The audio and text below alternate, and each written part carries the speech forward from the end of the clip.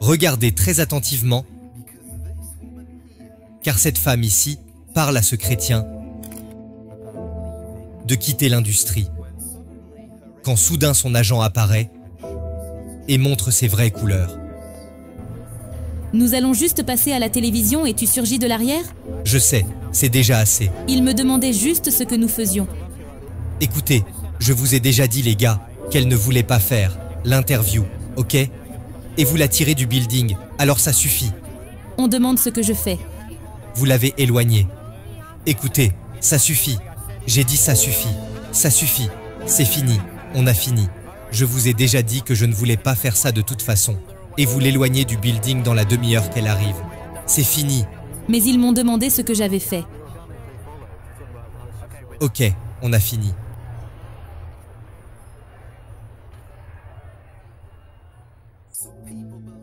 Certaines personnes pensent que cette femme mérite vraiment qu'on lui manque de respect.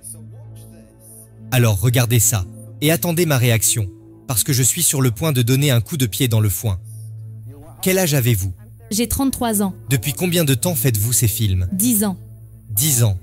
Vous dites que vous n'aviez pas besoin de vous lancer dans cette activité, parce que vous aviez 2 librairies à succès. J'en avais 10. 10 librairies? À 23 ans les gars, n'est-ce pas un pays merveilleux? 23 ans, vous aviez 10. Où avez-vous trouvé l'argent? J'ai commencé avec un seul magasin, très petit. La mafia ne vous a pas donné de l'argent? La mafia? Non. J'ai gagné de l'argent en travaillant pour Reynolds Aluminum Company, en filmant sur une ligne de production. Et vous avez gagné assez d'argent pour acheter 10 librairies? Une à la fois, une à la fois. Quand avez-vous commencé à acheter les librairies? Quand j'avais 23 ans. Quand vous aviez 23 ans. Et vous avez dit que... J'ai commencé petit et je me suis lancé. Quel âge aviez-vous lorsque vous avez eu vos 10 librairies? J'avais environ 25 ans. Donc en 2 ans, vous avez progressé de 1000%. N'est-ce pas un pays merveilleux? N'est-ce pas un pays merveilleux? Connaissez-vous le rapport de la commission Mise? Absolument. Vous n'êtes pas d'accord avec tout ce qu'il dit? Je ne suis pas d'accord avec tout ce qu'il dit. Je préfère l'entendre de la bouche de ceux qui l'ont étudié, que de quelqu'un qui a couché avec tout ce qu'elle a pu trouver dans un film. Nous reviendrons.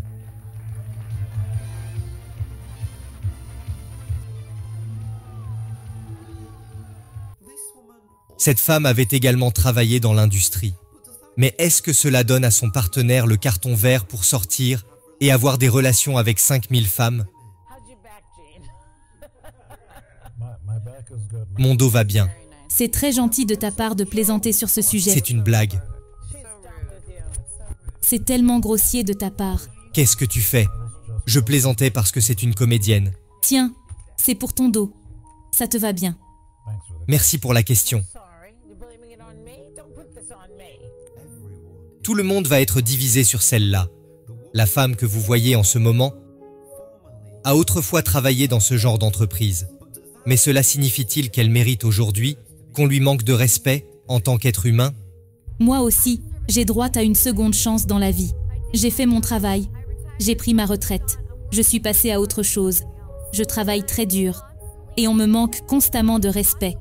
Constamment méprisé en tant qu'un être humain décent. Vous avez mis votre ceinture de sécurité? Nous sommes sur le point de faire un voyage très mouvementé. Honnêtement, j'ai été un peu surpris de la réaction que j'ai eue de mes abonnés lorsque j'ai fait cette vidéo. Les gens écrivaient des choses du genre « Je n'ai aucune compassion pour elles. Elles sont responsables des choix qu'elles ont faits.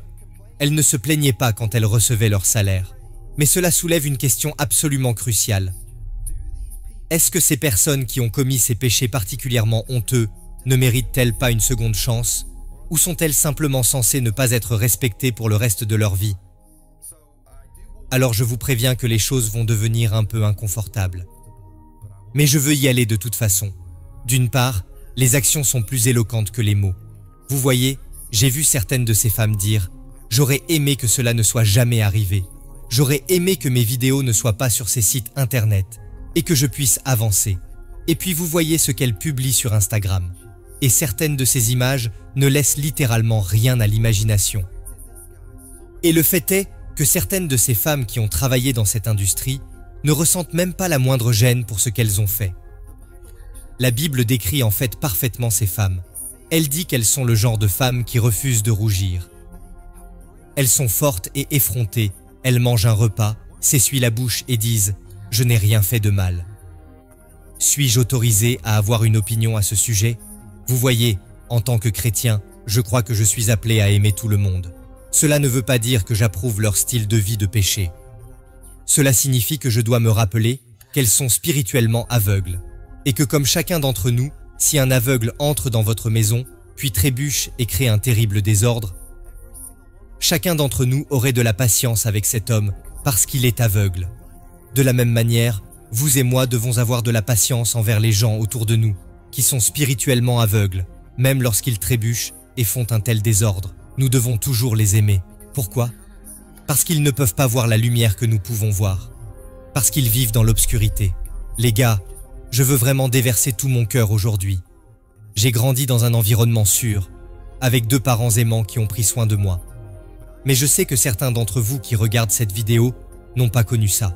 Certains d'entre vous, vous ne saviez pas quand viendra votre prochain repas. Certains d'entre vous qui m'écoutez en ce moment, vous avez grandi dans un foyer brisé et agité. Et certains d'entre vous ont traversé des choses que nous ne pourrons jamais imaginer. Et donc, au lieu que vous et moi pointant le doigt pour juger ces femmes en disant « Qu'est-ce que vous avez fait ?» nous devrions plutôt poser la question « Pourquoi faites-vous cela ?»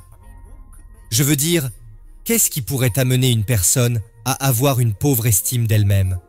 Qu'est-ce qui pourrait amener une personne à sentir qu'elle n'a littéralement aucune valeur propre pour permettre à ces hommes de faire ces choses devant le monde entier? Qu'est-ce qui pourrait amener une personne à ce point si bas?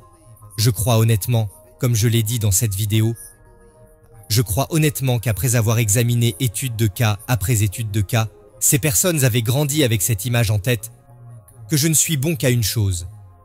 Et ce premier clip que nous venons de regarder montre que cet homme qui était aussi son agent et son petit ami à la fois, savait comment contrôler cette femme. Il savait comment manipuler cette femme. Et en réalité, elles sont juste piégées comme des morceaux de viande, pour un gain financier. Voici une autre question pour vous. Comment étiez-vous à 18 ans? Vous vous souvenez à quel point vous étiez stupide, si je peux dire? À quel point vous étiez immature à 18 ans, 19, 20 ans? Je suis peut-être le seul à avoir fait des erreurs stupides, et pourtant certaines de ces femmes ont signé leur vie à ce jeune âge. Et une fois qu'elles l'ont fait, une fois qu'elles ont tourné un de ces films, ce fut vraiment un point de non-retour. Certaines de ces femmes, une fois qu'elles l'ont fait, ne pouvaient plus avoir d'autre travail, parce que le monde entier a vu ces images. Leur famille, leurs amis les rejettent. Toute leur vie fut changée, fut bouleversée par une seule décision. Elles doivent donc rester dans cette industrie. Et pas seulement ça, car comme nous venons de le dire, certaines de ces femmes étaient tellement brisées qu'elles cherchaient désespérément une sorte de validation, n'importe quel type d'amour. Puis, un beau jeune homme leur dit à quel point elles sont belles, et les convainc ensuite de travailler dans ce milieu. Et puis, une fois dedans, elles sont piégées jusqu'au jour où, après avoir été mâchées, crachées, alors que le monde leur a tout pris, elles sont finalement laissées sur le trottoir parce qu'elles ont été échangées contre des modèles plus jeunes. Les gars, je sais que je vous harcèle en ce moment, et je ne veux pas avoir l'air dur. Mais je crois honnêtement que nous, en tant que peuple, sommes devenus sans cœur, et il semble que cela ait changé même du jour au lendemain. Et je crois que la Bible nous avertit à ce sujet. Les Écritures disent « Et parce que l'iniquité se sera accrue, l'amour du plus grand nombre se refroidira. » Je vais choisir mes mots avec soin maintenant. Mais je me demande, comment Jésus-Christ traiterait-il ces femmes? Vous voyez, nous avons une situation très similaire, où une femme qui avait commis un péché très similaire à ces femmes que nous avons vues auparavant, fut amenée devant Jésus-Christ. Et tous ces hommes l'ont entourée. Tous ces hommes bien pensants et critiques se tenaient autour de cette femme. Et ils n'étaient pas prêts à lui lancer des tweets ou des commentaires YouTube à son sujet, mais des pierres. Si vous connaissez déjà l'histoire, prenez tout en tête et arrêtez-moi si je dis quelque chose de faux. Nous avons ici ces hommes religieux, appelés pharisiens, et ils décident de tendre un piège à Jésus. Ils trouvent cette femme qui, sur le dos de son mari, va avec un autre homme. Et cela en soi semble plutôt suspect. Je veux dire, combien de fois vous et moi avons déjà vu une telle chose se produire. Et cela vous amène à vous demander, premièrement, qu'est-ce qui est arrivé à cet homme? Cet homme ne faisait-il pas partie du piège? Mais voici leur question piège. La loi de Moïse nous ordonne de lui jeter des pierres. Alors à toi, Jésus, qu'est-ce que tu dis? Maintenant Jésus était piégé. La tension commençait à monter. Si Jésus disait « Oui, vous pouvez lui jeter des pierres », eh bien, tout d'un coup, cet homme qui avait conquis le cœur du peuple d'Israël, cet homme qui était connu pour son amour débordant, serait soudainement perçu comme dur et inaccessible. Si Jésus, si c'est ainsi qu'il traite cette femme, comment me traitera-t-il? Parce que j'ai moi-même commis une multitude de péchés. Mais s'il dit non, nous devrions laisser cette femme s'en aller. Alors il semblerait que le Christ contredit l'Ancien Testament. Il dirait que je ne suis pas d'accord avec l'Écriture et les pharisiens l'auraient coincé par là. C'était une situation vraiment difficile, sauf pour cette seule chose qu'ils avaient oubliée. Vous ne pouvez pas tirer un coup rapide sur l'Ancien des jours. Vous ne pouvez pas piéger celui dont toute la connaissance et toute la sagesse jaillissent. Cet homme Dieu, Dieu dans la chair, Jésus-Christ. Alors comment Jésus est sorti de cette situation délicate? Eh bien, il a commencé à griffonner dans le sol. Griffonner? Comment griffonner va aider quelqu'un? Tout dépend de ce qu'il écrivait dans le sol. Et finalement, nous ne savons pas. Les Écritures ne nous le disent pas. Et il y a beaucoup de théories différentes. Par exemple, mon ami croit qu'il écrivait avec son doigt des Écritures pour l'empêcher de tomber également dans le piège. Mais quant à moi, je me range du côté de ceux qui croient que Jérémie 17, verset 13, nous donne une possibilité très éclairante. Il est dit « Toi qui es l'espérance d'Israël, ô Éternel, tous ceux qui t'abandonnent seront confondus, ceux qui se détournent de moi seront inscrits sur la terre. Car ils abandonnent la source d'eau vive, l'Éternel. » Imaginez-vous cela en ce moment.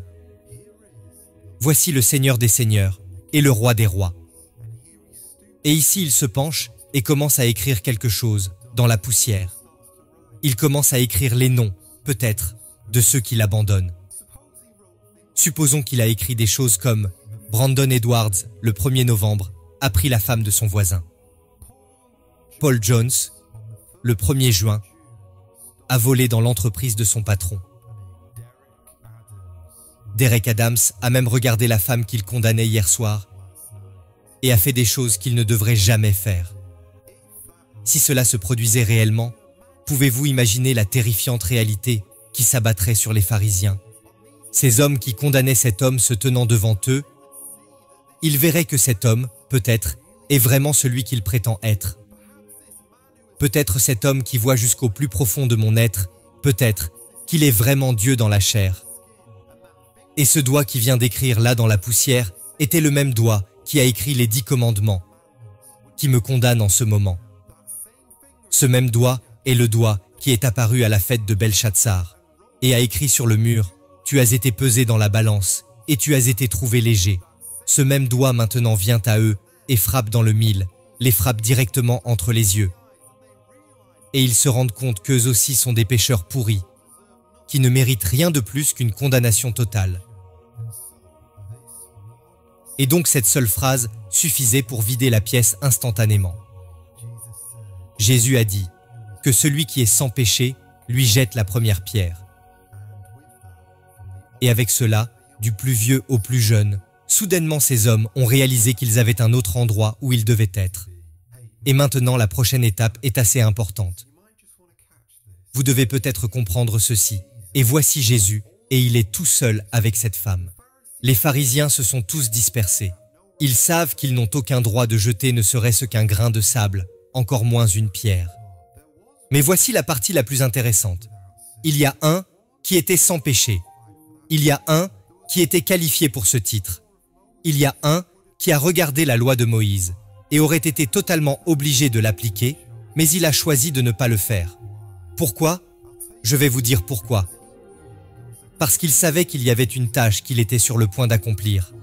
Il allait mourir pour le péché de cette femme, et donc librement, il pouvait lui montrer sa compassion. Cela ne lui coûterait rien d'être pardonné, mais cela coûterait très cher à Jésus. Ce que Jésus a fait pour cette femme ce jour-là n'était pas passif du tout. Cela a coûté beaucoup à Jésus. Le pardon à accorder à cette femme n'était pas moins cher. Sur la croix, il a payé la dette de cette femme dans toute sa plénitude. Et le Christ savait qu'il avait parfaitement accompli la loi, jusqu'à la lettre.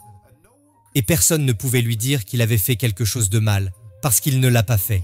Ainsi, en faisant preuve de compassion envers cette femme, il n'affaiblissait pas le pouvoir de la loi. Non, plutôt il montrait à l'humanité que personne ne peut être sauvé en observant la loi, et que de même, personne ne peut être sauvé sans se rendre compte au préalable qu'il a enfreint la loi, et qu'il doit venir au Seigneur Jésus-Christ pour obtenir le pardon.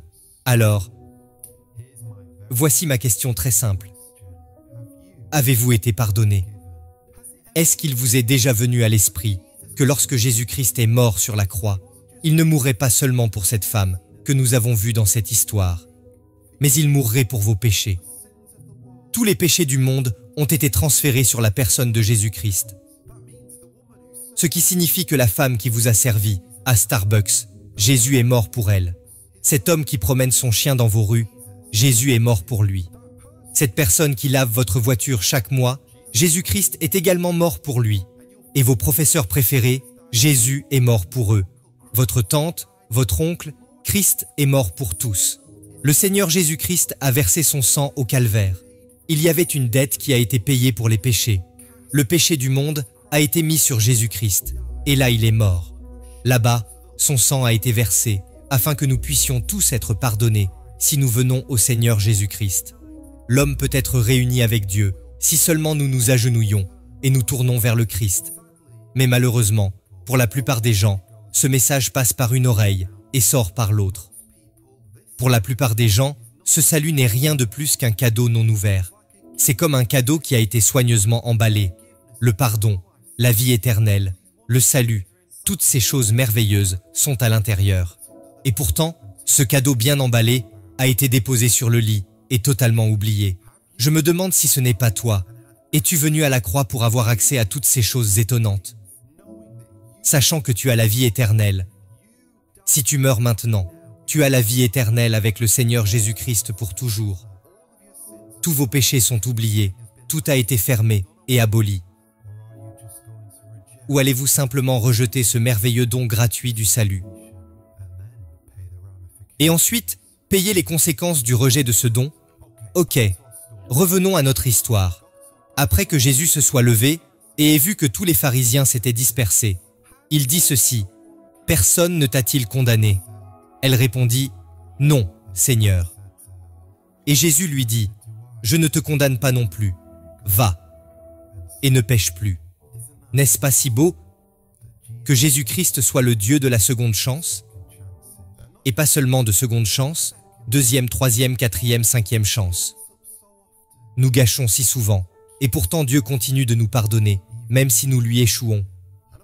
Et je veux que vous sachiez ceci: si vous venez au Seigneur Jésus-Christ, hier est dans le passé, c'est oublié. Tout ce dont le Christ se soucie, c'est aujourd'hui. Et je me demande si je devais le répéter encore, mais c'est vraiment ce qui m'a tellement bouleversé dans les commentaires. Les choses qui ont été dites dans cette vidéo à laquelle j'ai fait référence. Vous voyez, je sais qu'il y a des chrétiens qui ont regardé cette vidéo, à qui tant de péchés ont été pardonnés, et pourtant les voilà, pointant le doigt et jetant des jugements sur ces femmes dont nous avons parlé. Et je sais que beaucoup d'entre nous n'auraient jamais rêvé faire certaines des choses honteuses que ces femmes ont faites. Mais n'oublions pas que chacun d'entre nous a des squelettes dans son placard.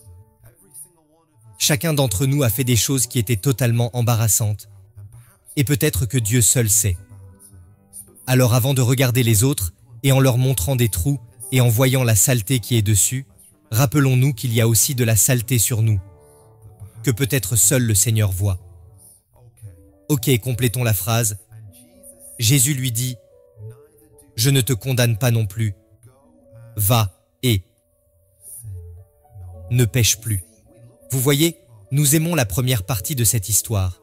Nous citons ce récit tout le temps, lorsque nous voulons nous souvenir de la compassion et de l'amour du Seigneur Jésus-Christ. Mais nous oublions très souvent la fin du passage, ces mots « va et ne pêche plus ». Et je crois réellement que ce passage est présenté dans cet ordre pour une raison. Vous voyez, le premier intérêt du Christ est que la femme soit pardonnée. Sa première priorité est que la femme obtienne miséricorde. Puis, il exige après la repentance. N'essayons pas de nous faire nous-mêmes des bons garçons ou des bonnes filles pour que Dieu nous accepte. Non, tout d'abord, nous venons au Seigneur Jésus-Christ par la croix et nous demandons la purification et le pardon. Que dois-je faire pour être sauvé? Crois au Seigneur Jésus-Christ et tu seras sauvé. C'est vraiment aussi simple que cela. Mais cela ne nous donne pas la permission de profiter ensuite des esprits bienveillants de Dieu et, comme les incroyants le disent souvent à notre sujet, sortir et faire ce que nous voulons. Non, car une fois le pardon trouvé, il est temps de se repentir, il est temps de changer. Sachez ceci, c'est comme si Jésus disait « À cette femme, ton péché a été remarqué, ton péché a été enregistré. Le fait que je te pardonne ne veut pas dire que je te donne un laissez-passer. Cela ne veut pas dire que je te donne la permission de revenir à cette même méchanceté. Non, il est temps pour toi maintenant d'abandonner ce péché. Le désir de Yahweh est que le pécheur se détourne de son péché et vive. Mais rappelez-vous, Christ offre le pardon en premier. La miséricorde vient toujours en premier à la femme. Mon ami, il est absolument essentiel que vous compreniez qu'aujourd'hui, l'œuvre de Jésus dans cette ère dans laquelle nous nous trouvons actuellement, c'est d'offrir la miséricorde, le pardon et la réconciliation à tous les pécheurs qui viendront à lui avec foi. Mais demain, dans la prochaine ère à venir, lorsque le Christ reviendra, son agenda ne sera pas de pardonner les pécheurs, mais de juger les pécheurs qui l'ont rejeté. La Bible dit « Car il nous faut tous comparaître devant le tribunal de Christ, afin que chacun reçoive selon le bien ou le mal qu'il aura fait, étant dans son corps. » Oh les amis, aujourd'hui Jésus-Christ est un doux agneau. Demain, quand il reviendra, il sera un lion féroce. Aujourd'hui, Jésus-Christ est un doux et tendre sauveur. Mais quand il reviendra, demain, il sera un guerrier avec lequel aucun homme n'oserait jamais s'en prendre. Mes chers amis, je l'ai dit maintes et maintes fois, j'ai essayé de vous avertir. Il y aura un jour où la miséricorde sera totalement coupée. Il y aura un jour où la lumière du Christ sera totalement dissipée et les ténèbres régneront. Et je vous dis en ce moment que la nuit arrive. Il y a un jour qui vient où vous ne pourrez pas trouver la miséricorde. Peu importe à quel point vous criez pour l'obtenir, elle ne sera jamais trouvée. Et donc aujourd'hui, pendant que vous le pouvez, venez au Seigneur Jésus-Christ et trouvez la protection, la sécurité et la vie éternelle en lui seul. Et si je n'ai pas été assez clair et que vous ne savez pas de quoi est cet endroit dont je parle, vous devez vraiment regarder cette vidéo maintenant.